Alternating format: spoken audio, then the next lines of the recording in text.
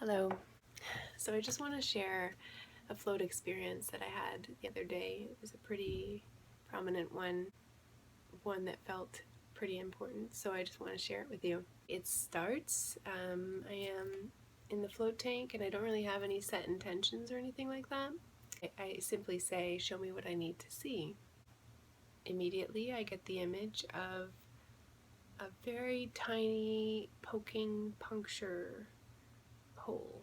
First it looks like pressing in, and then it looks like an opening, and then I zoom in and I get really close and I see that it's actually a tunnel. It's electric and it's got mirror-like qualities in that it reflects light, and it's also webbed.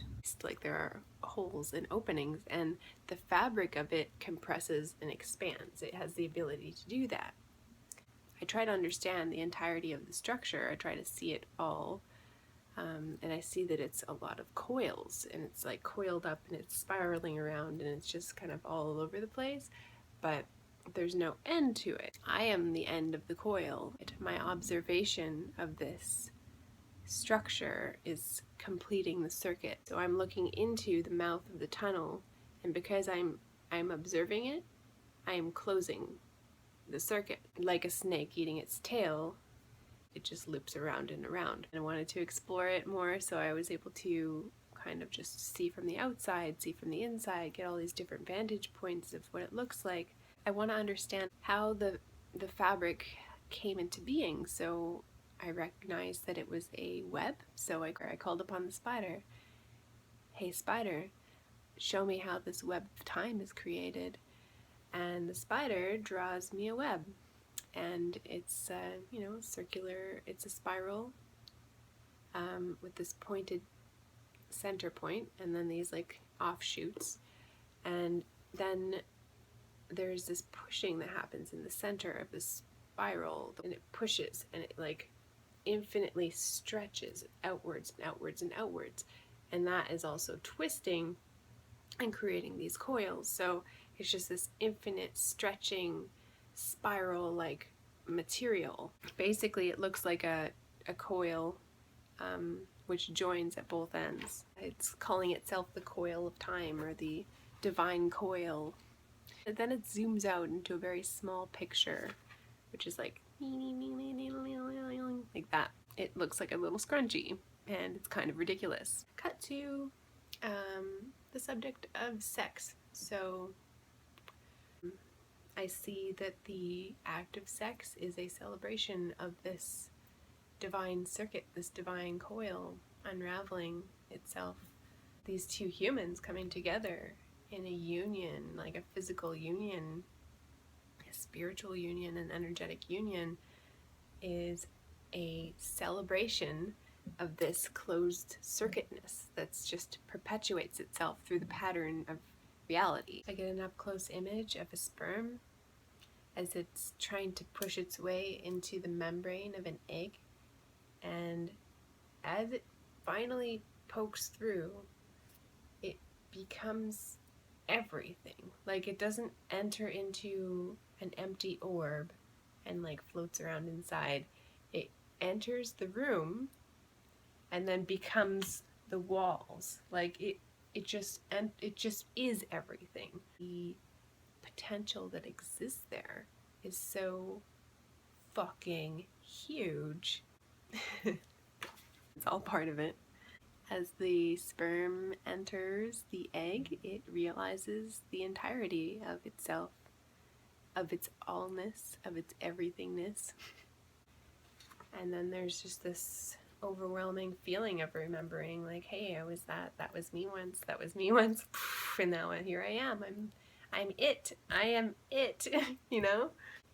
So yeah, the orgasm is there because we exist inside of an ecstatic dimension that is continuously celebrating itself. Like, every single emotion is an act of celebrating this circuit, this closed circuit that we make, this shape that we have. It's like we are constantly celebrating it. It doesn't matter what emotion we're experiencing. We are always in it. We are always it. It's just And it's crazy beautiful to be a part of it, and it's such an honor to be a part of it, and it's why we came here. We're all doing our part, all of our fixtures and functions, we're all just doing our thing. Yeah, just kind of laying and basking in that for a while. And my hands start to move into these formations. One of the more common formations that I've been receiving in the tank is this one. On top of my head, it's like just kind of laying there like this, and it just feels so perfect. Just laying there with that on the crown of my head for a while. And that's a really very beautiful and meditative place. And then I usually drop it down to my heart here, and just hanging out like that, and then forehead, and then throat.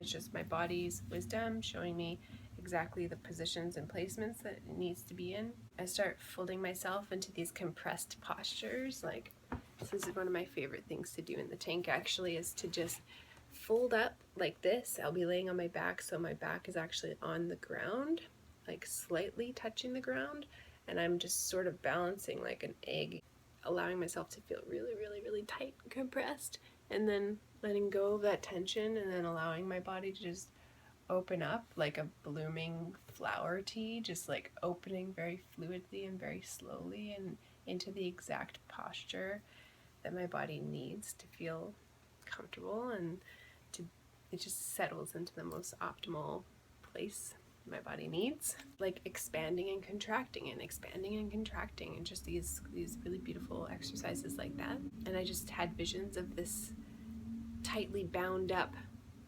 bundle of flowers that were dried and then placed in water, and then as they're becoming moist, they're expanding and opening up, and they're creating these really beautiful slow motion stoic images of like floral landscapes just unfolding very slowly, and connecting that to myself and seeing that I am that bundle of flowers, and I am this ever opening, ever unfolding landscape that is creating itself. And that was such a gift to receive, and I'll never forget that. So every time I'm in the tank, inside of these expanded and contracted games that I play in there, I'll be connecting it to that image, as the not knowing as well.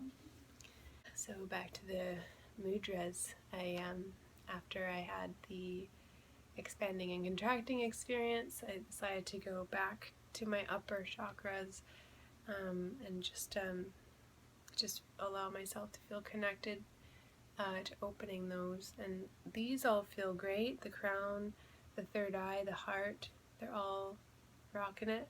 But then when it comes to my throat, my hands went into prayer, and I just laid there for a while, just recognizing that my body is showing me the closedness of this channel here, knowing that I have a blockage here. It's an old blockage. It's something I'm working on. And so I wasn't expecting anything from this. I was just in a place of acceptance. And I'm just laying here and just laying with it and being with it. And that's when my hands started to loosen, and the music came on, the Devi Prayer, which is what we wake people up with at the float center I work at. And yeah, my hands were starting to reach out like this, and that was really beautiful and really subtle.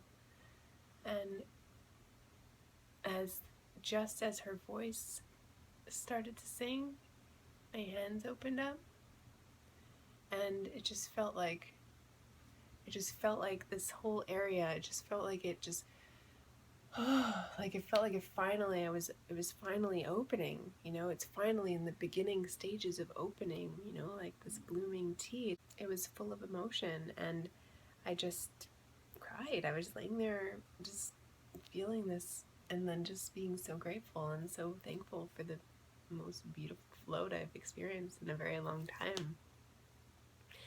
Yeah, I got out of the tank and had a shower and wrote it all down as much as I could after, and that's it. That's the story. So yeah, there's so much that you can do in there. There are so many different ways that you can explore yourself. Yeah, thank you guys for listening, and looking forward to keeping the dialogue open with you guys. Gonna try and start sharing some more of these float experiences as they come through.